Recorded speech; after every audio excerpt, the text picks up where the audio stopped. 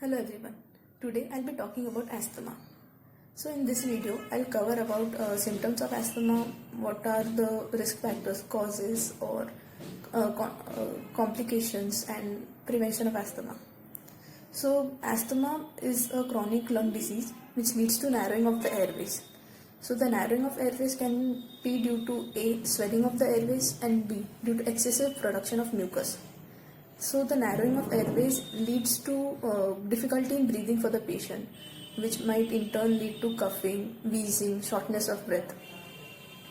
This might sound as minor nuisance for some people, but it may be a major problem for others, which leads to interference in the daily activities, or it might even trigger severe asthma attacks.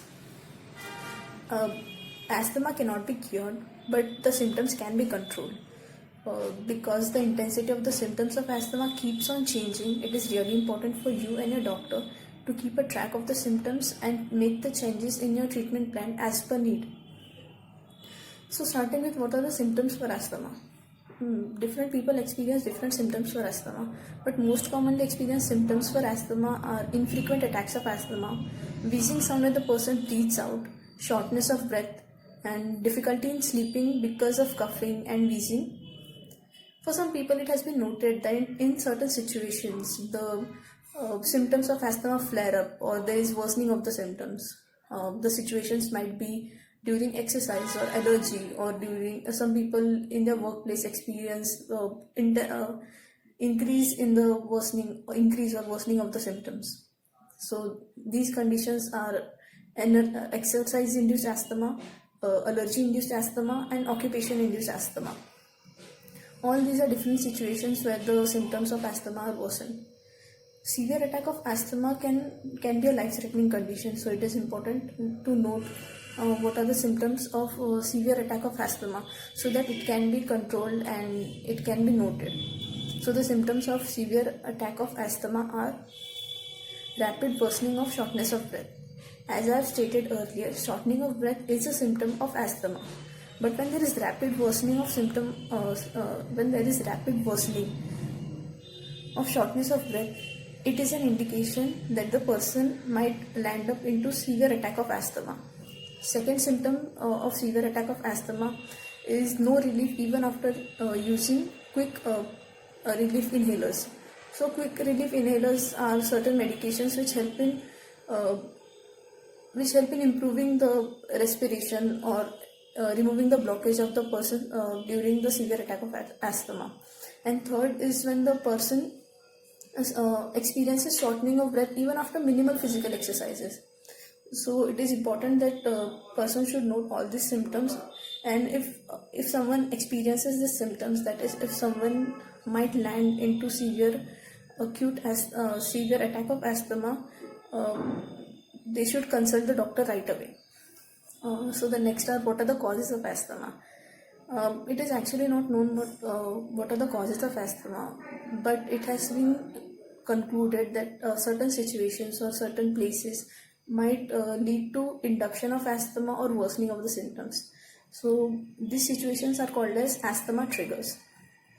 So it should be noted over here that asthma triggers might be different for different persons. Some asthma triggers are allergens in the atmosphere. As I told you earlier, that allergy-induced asthma. So this is due to the pollen grains, the dust particles in the atmosphere, which might trigger allergic response in a person. Certain respiratory infections such as flu, pneumonia can act as a trigger in some person. Then strong emotions, stressful situations, even certain medications such as beta blockers or aspirin, certain NSAIDs such as naproxen, ibuprofen. All these can act as trigger and can act as asthma triggers. Next, it is seen that certain preservatives which are used in beverages and for preserving foodstuff can also lead to asthma attack. So what are the risk factors for asthma? Risk factors for asthma can be if someone in a blood relation such as your mother, your father or your brother with asthma. So This might act as a risk factor. Secondly, certain allergic conditions such as atopic dermatitis, being a smoker, obesity, then exposure to chemicals, chemical triggers, exposure to dust, or exposure exposure to all these situations can act as risk factors for induction or even worsening of the symptoms of asthma. So moving on, what are the complications of asthma? Complications of asthma include the symptoms interfering with your work, with your sleep and your daily activities, or even side effects of long-term use of asthma drugs. And you might have to take a day or two off from your school or your work due to the flare-up of symptoms.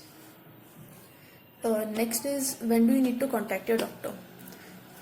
If you're experiencing coughing or wheezing or any other associated symptoms of asthma, you might need to consult your doctor about those symptoms. If certain medication the doctor has prescribed to you is not working, or the symptoms are not showing any relief, you need to consult to your doctor. Or if there is worsening of your symptoms, it is better that you consult your doctor. And it is highly recommended that kindly do not switch your medications or stop your medications without speaking to your doctor about the symptoms and worsening of the condition. So next and last is a really important topic about how do we prevent asthma. So as I told you earlier that there is no cure for asthma and there is no way that we can prevent asthma. But with the help of your doctor, you can build a step-by-step plan as to how do you live with this condition and how can you prevent the attack of asthma or flaring of symptoms of asthma. So first in the line is to follow your plan.